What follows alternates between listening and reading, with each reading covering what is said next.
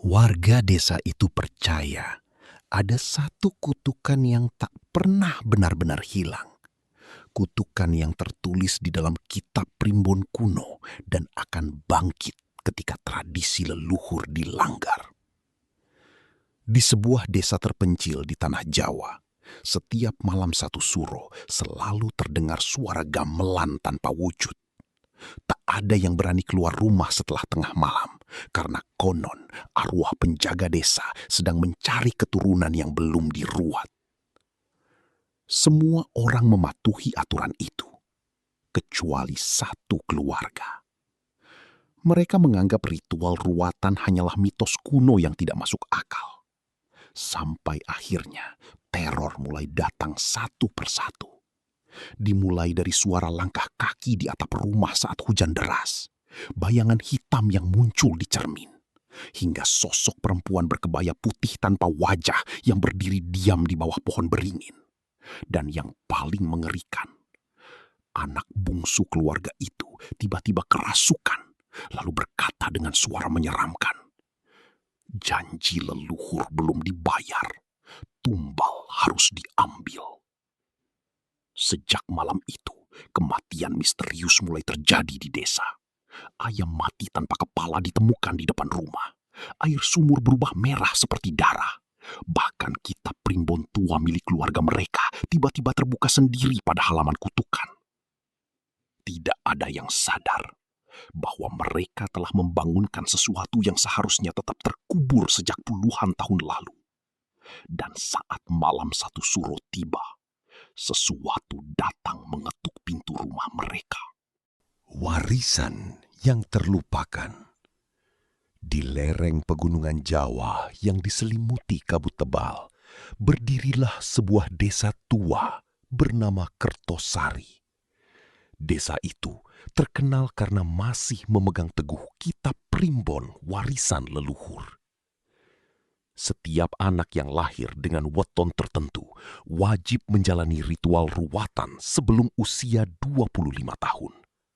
Jika tidak, dipercaya hidupnya akan dipenuhi kesialan, penyakit, bahkan kematian misterius.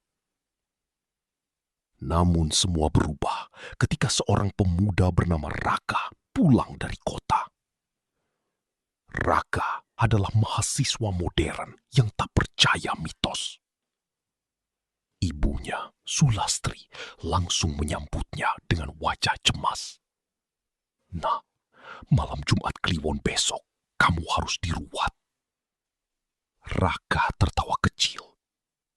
"Bu, itu cuma tahayul." Ucapan itu membuat suasana rumah mendadak dingin. Kakeknya yang duduk di sudut ruangan. Teror dimulai. Sejak menolak ruatan, hal aneh mulai terjadi.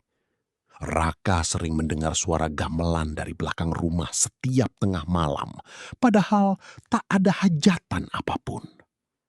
Suatu malam, ia melihat seorang wanita berkebaya putih berdiri di bawah pohon beringin sambil membawa sesajen. Saat didekati, wanita itu tidak memiliki wajah. Raka mulai ketakutan. Tetapi kejadian yang paling mengerikan terjadi ketika adiknya kerasukan.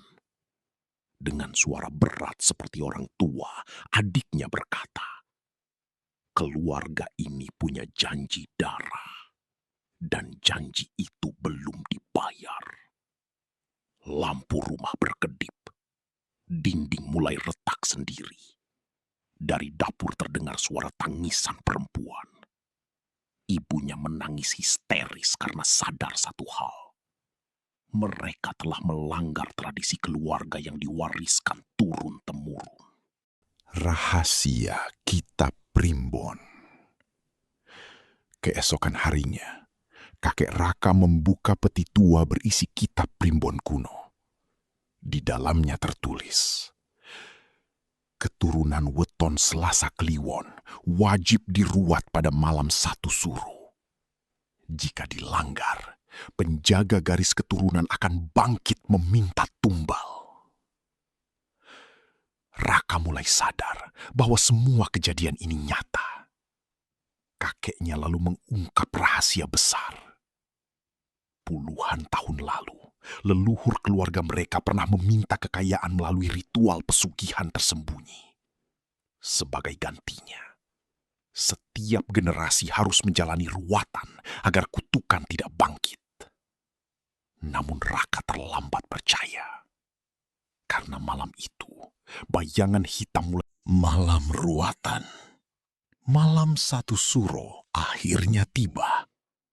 Seorang juru ruat datang membawa wayang, dupa, dan kain mori putih. Seluruh keluarga duduk melingkar dalam ritual yang mencekam.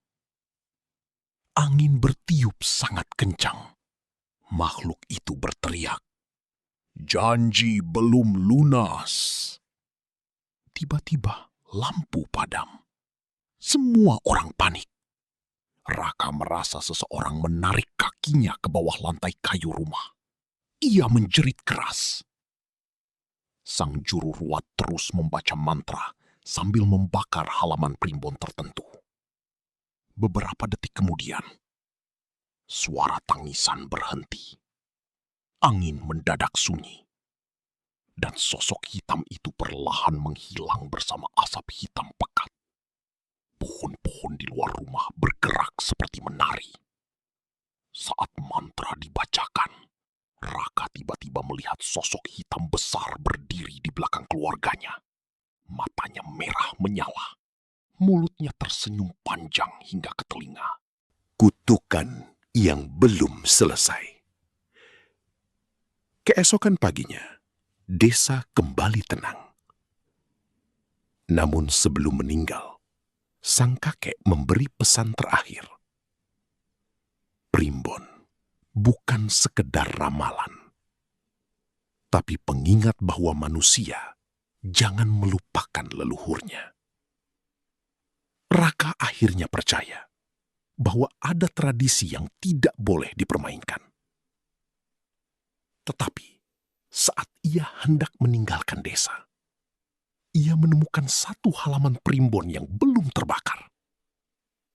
Di sana tertulis, kutukan hanya tidur dan akan bangkit kembali saat keturunan terakhir melupakan darahnya.